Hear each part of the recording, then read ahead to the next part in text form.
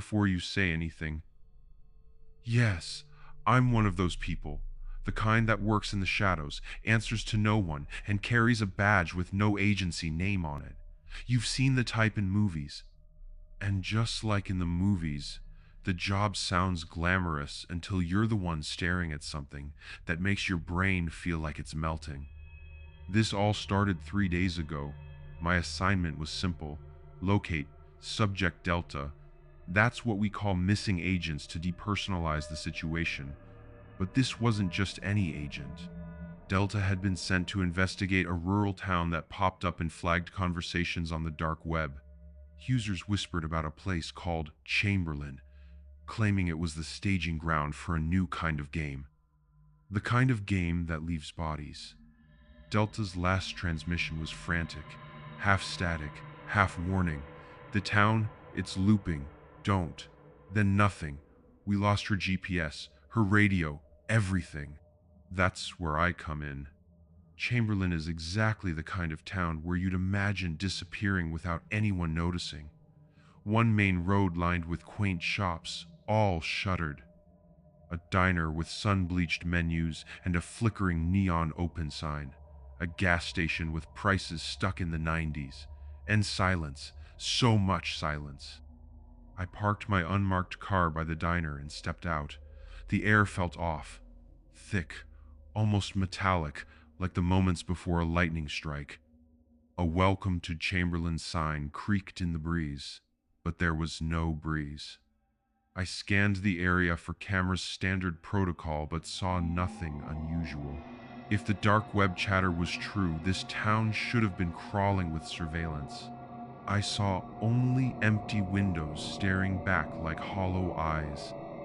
My first stop was the gas station. I needed to get a feel for the place and gather intel. The attendant was a scrawny guy with greasy hair and an unwashed uniform. "Hey, are you from around here?" I asked casually, pulling out a fake badge, looking into some zoning issues. He nodded absently, not looking at me. "You're gonna want to check the town hall. They handle all that stuff." "Thanks," I said. He stared at me for an uncomfortable beat before mumbling, "Be careful out there. Gets quiet at night." I left, brushing off the weird vibe. But 20 minutes later, when I swung back around to grab a coffee, the guy said the exact same thing, word for word, same tone and the same vacant expression. "You're gonna want to check the town hall. They handle all that stuff." My pulse quickened. I had the address for Delta's safe house, a nondescript rental on the edge of town. The place was cold, untouched, like she'd vanished mid-step. The laptop on the desk was still open, glowing faintly. I didn't need to crack it. The feed was running wide open. It was a dark web forum I didn't recognize.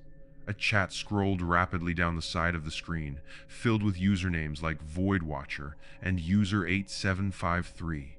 They were talking about me. Voidwatcher. They sent another one. This should be good. User8753. Place your bets. How long does this one last? Entropy King. Look at him, he's already sweating. I slammed the laptop shut. My blood ran cold. How the hell did they know I was here? Then I saw the post-it note stuck to the screen. 5 words, scrawled in frantic handwriting. "Do not trust the loops." A crash echoed from the kitchen. I froze, pulling my weapon. The laptop pinged, and against my better judgment, I flipped it back open. The chat had gone still. The live feed switched to a static-filled camera angle showing me, standing exactly where I was, staring at the screen. Then, in the corner of the frame, a figure moved behind me. I spun around, gun raised, but there was nothing there.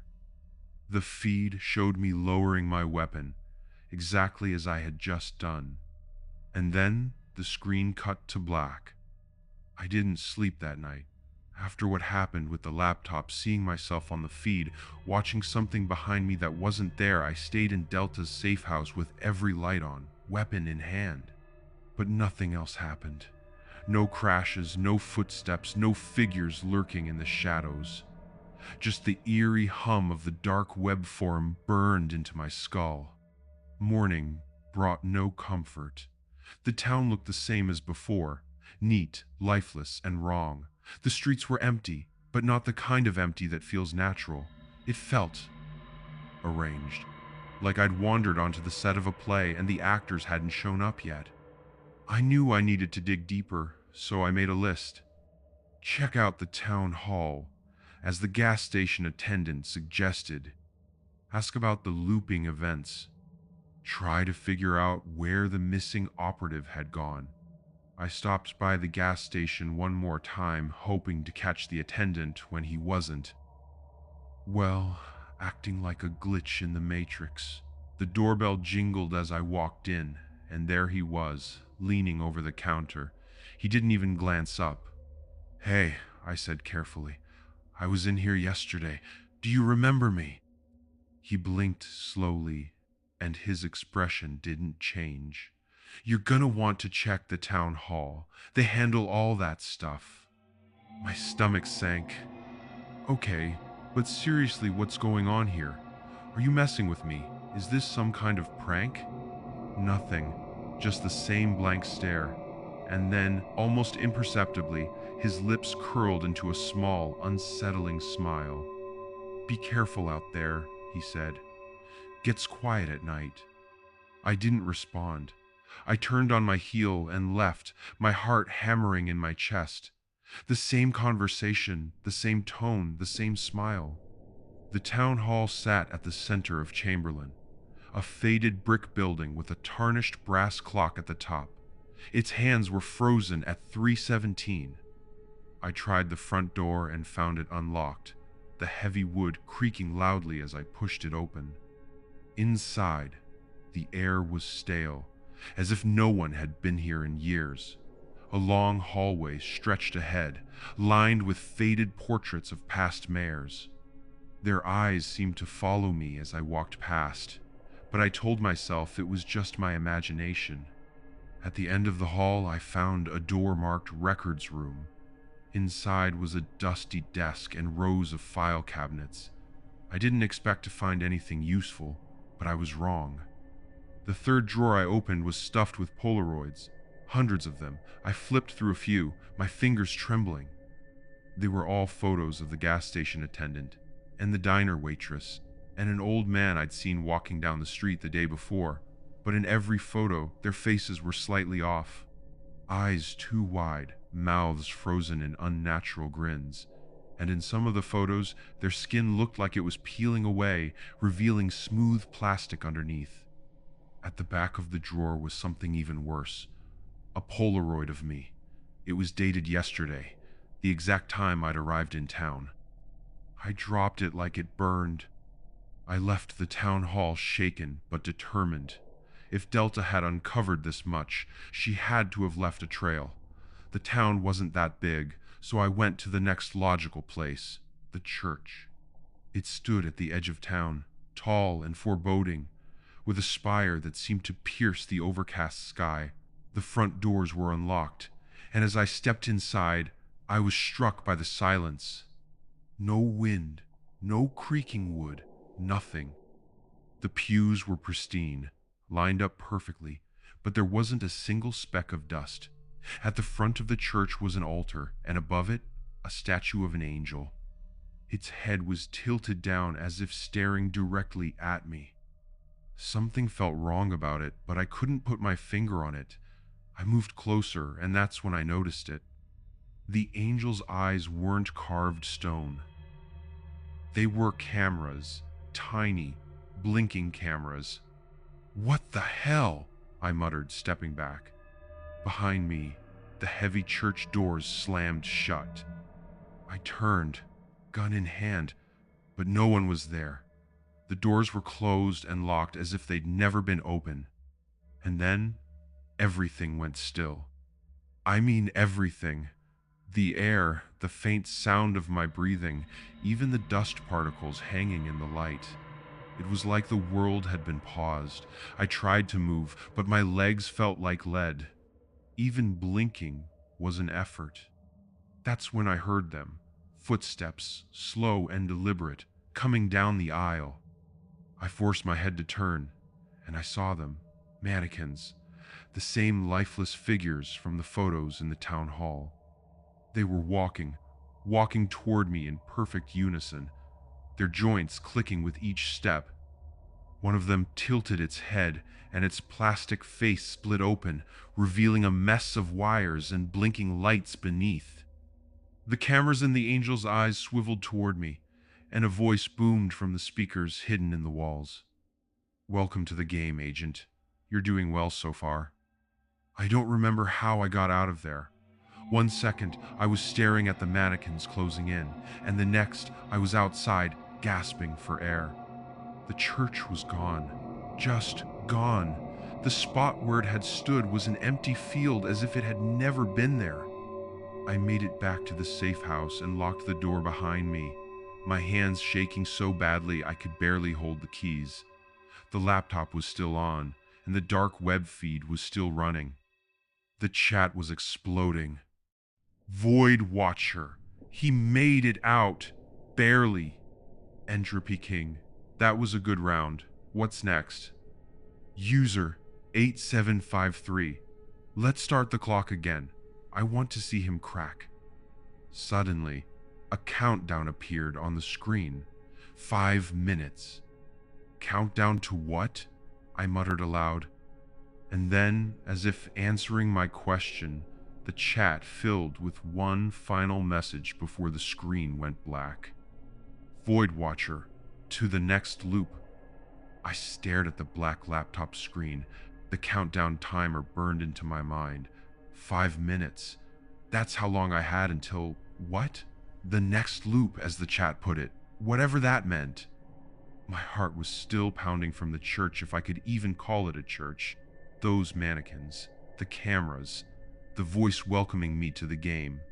No, I wasn't going to let this break me. I was trained for this. I pushed away the creeping panic and focused on what I knew. The dark web feed was monitoring me, and the people or whatever they were running the chat were in control of this town. If I was going to survive, I needed to understand their rules.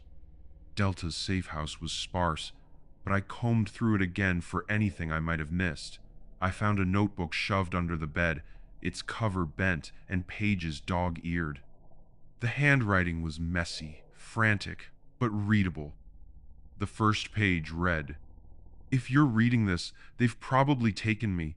Don't trust what you see. Don't trust what you hear. This town isn't real, it's a stage, a test, and it never ends." Further down the page, "The loops aren't random, they're controlled. Patterns repeat, but only when they let them. Find the servers, destroy them, it's the only way out." I swallowed hard and flipped through more pages. They were full of maps and notes about the town, but one word kept coming up again and again: the factory. According to Delta's notes, the factory was hidden deep in the woods on the outskirts of town. She'd planned to infiltrate it before she disappeared. If the loops were being controlled, then the servers she mentioned were probably there. The timer was still ticking in my mind, even though the laptop screen stayed blank. I grabbed my gun, Delta's notebook, and a flashlight, and headed out the door. The woods started just beyond the edge of town. The trees were tall and thin, their branches tangled together like skeletal fingers. The path was overgrown, the dirt soft and sticky beneath my boots. But something was wrong. No wind, no animal sounds, just the crunch of my footsteps and my own ragged breathing. And then, in the corner of my vision, I saw it, a figure standing between the trees. At first, I thought it was another mannequin, but as I swung the flashlight toward it, I realized it was worse. It was me. Same face, same clothes, even the same gun raised in my hand. It didn't move. It just stood there, perfectly still, staring back at me with hollow eyes. I backed away slowly, my finger tightening on the trigger. "Who the hell are you?" I demanded. It didn't respond. Instead, it tilted its head slightly, as if mocking me, and then stepped backward into the shadows. That's when I heard the noise behind me. A low, grinding hum, like metal scraping against metal. I spun around, and through the trees, I saw the faint glow of lights in the distance. The factory. The building was massive, a hulking silhouette against the dark sky. Its walls were rusted, its windows shattered, but the inside glowed with cold, fluorescent light. The closer I got, the louder the sound became, a constant, mechanical grinding, punctuated by sharp, metallic clicks. The front door was slightly ajar. I hesitated, then slipped inside, gun drawn. The interior was a maze of machinery, conveyor belts, and control panels. But there was no dust, no signs of decay. Everything was pristine, humming with power. And then I saw the screens. Rows of them, stacked against the walls, all showing live feeds from around the town. The gas station, the diner, the town hall, the church, and in every feed, I saw myself. At the gas station, talking to the attendant. At the diner, sitting in a booth I'd never entered. Walking into the town hall, walking out of the church. And yet, here I was, standing in the factory. A single screen in the center flickered, then switched to a live feed of the room I was standing in. I saw myself looking at the monitors, my head swiveling in real time. I looked back over my shoulder, half expecting to see someone watching me. Nothing. That's when the chat reappeared, scrolling across one of the screens. Void Watcher. He's in the heart of it now. Entropy King. Think he'll find the servers? User 8753. I hope not. I want to see him run. Delta's notes had been vague about the server's location, but I found them soon enough. A staircase led down to the basement, where rows of black towers hummed with power, their LED lights blinking in rhythm. This was it. I moved quickly, looking for anything that could destroy the machines. Explosives, an override switch, anything. But before I could act, the grinding noise from upstairs grew louder. The mannequins were coming. I'd seen the factory's layout on Delta's map. There was a maintenance tunnel behind the servers, leading back out into the woods. I bolted for it, shoving open the heavy metal door and slipping inside. The tunnel was pitch black, the air damp and stifling. I kept my flashlight pointed forward, the beam cutting through the darkness. But the sound of footsteps followed me. Not just one set, dozens. Click, click, click. The mannequins. They were in the tunnel, their plastic joints snapping and twisting as they moved. I didn't look back. I just ran. The tunnel seemed endless, the walls closing in tighter with every step. And then, finally, I saw it, an exit. Moonlight spilled through the opening, and I burst out into the woods, gasping for air.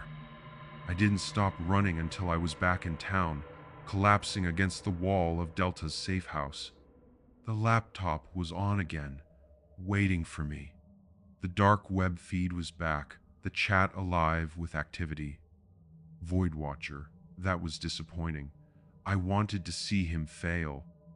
Entropy King, he's learning too much. Shut it down. User 8753, not yet. Let's show him the truth first. The screen flickered, and a new video appeared. It was Delta.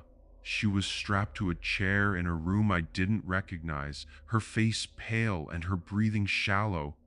She looked directly at the camera, her eyes wide with terror. "They're watching you," she whispered. "They see everything. You can't escape them."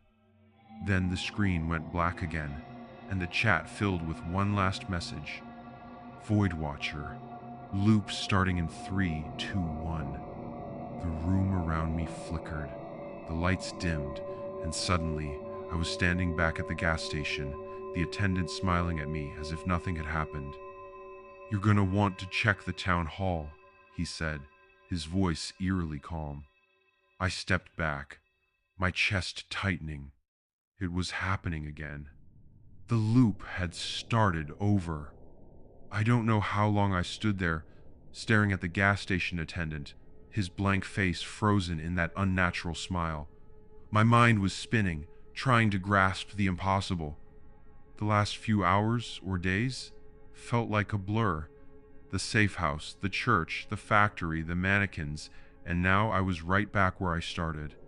"You're gonna want to check the town hall," the attendant repeated, his voice a perfect echo of every time before. I didn't respond. I didn't even move. I just stared at him, watching for the cracks in the illusion. He didn't blink. He didn't shift his weight. His smile never faltered.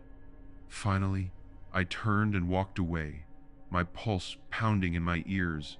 I wasn't going to play their game anymore. The streets of Chamberlain looked the same as before, pristine, lifeless, staged. But this time, I noticed something new. The cracks were showing. One of the shops had a window that flickered, the glass momentarily turning into a pixelated grid before snapping back into place. A bird perched on a lamppost froze mid-flap, like someone had hit pause on a video. And then there were the people. The diner waitress stood on the sidewalk, staring straight ahead. She didn't move, didn't blink, but as I passed her, her head snapped to the side, her unblinking eyes following me. Further down the street, an old man sat on a bench, smiling vacantly at nothing. When I got closer, I realized his skin wasn't skin, it was plastic, peeling away at the edges to reveal black wires underneath. The whole town was unraveling. I needed answers. Delta's notes had been clear. The loops weren't random, they were controlled. Someone or something was running this, watching me, testing me. I ducked into the nearest building, an abandoned hardware store, and pulled out the notebook. Flipping through it again, I found a passage I'd missed before. "They'll reset the loop if you get too close. That's why I failed. But there's a way out. They can't reset what's already broken." I reread the line over and over, my hands shaking. Can't reset what's already broken. The cracks in the town, the glitches. If I could break the loop further, destabilize it somehow, maybe I could escape before they reset everything again. But how? There was only one place I could think of: the factory. It was the heart of the operation, the source of the servers controlling the loops. If I could destroy them, I might stand a chance. I retraced my steps through the woods, flashlight in hand. This time, the forest didn't feel empty. I could hear faint whispers in the trees, static-filled voices that sounded like my own. When I reached the factory, it looked different. The lights inside were flickering, and the walls seemed warped, like they were melting. I pushed through the front door, my gun drawn, and found the servers right where I'd left them. But something was wrong. The mannequins were already there. Dozens of them stood in a perfect circle around the servers, their heads tilted at unnatural angles. As I stepped closer, they all turned to face me in unison. "Stop me if you want," I muttered, raising my gun. "But I'm taking this place down." None of them moved. I didn't wait for an invitation. I grabbed a nearby fire extinguisher and swung it into the nearest server tower. The glass shattered, sparks flying. The mannequins twitched violently, their heads jerking back and forth like broken marionettes. I smashed another server, and another. The lights flickered wildly, and the grinding hum grew louder. The mannequins started moving now, their stiff plastic limbs creaking as they stumbled toward me. I smashed the final server, and the entire factory went dark. For a moment, I thought I'd done it. I thought the loop was broken. But then the screens on the walls flickered back to life, one by one, bathing the room in an eerie blue glow. The chat was back. "Void Watcher, Impressive, but it's not enough. Entropy King. Let him see. He's earned it. User 8753. Show him the truth. The screens all switched to a single feed, a room filled with people sitting at computer terminals.